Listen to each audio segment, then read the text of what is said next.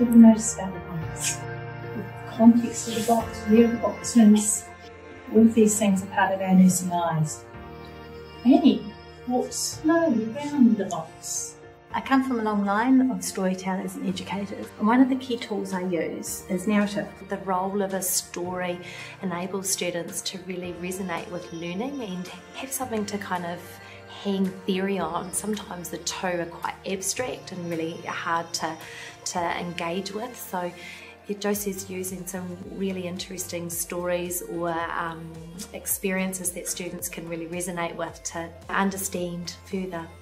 Sometimes you give the whole narrative as one thing and you've just put some questions before it or questions after it, but often you intersperse things in between. You're getting students to notice, getting them to think.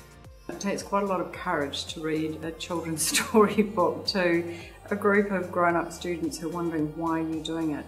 I use stories here to actually try to help people see what they currently believe or what is currently important to them, but also the differences, and to pull out some of the myths. Josie is so approachable. She is caring, she's empathetic, she's a nurse first and foremost. When you're working in community nursing in a partnership, you have to listen. And when you listen, you're listening to families, you're listening to clients. But then from that listening, you find patterns. From those patterns, you then envisage some action. You think, what do we actually, what could we do with this? Is this something you want to change? You want to shift? If so, what might that shift look like? Where might we go to with that? With a group of nursing students in a lecture, I'm listening and I'm looking for the patterns. I'm trying to work out what I as the lecturer will do with those patterns. Do I need to stop, do I need to stop what I'm talking about right now because I've lost them? And if I've lost them, I need to think of a question straight away to get them interacting to the person behind them, to actually pull them back in and then make sure this is meaningful to them again.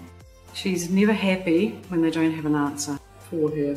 She's never happy when they haven't come up with a new learning objective. She stretches them and makes them the best that they can be. She's very good at wrapping around a student and making sure, not looking at them just as a student for this paper, but wrapping right around them and making sure everything's okay. So that's something that really stands out about Josie to me.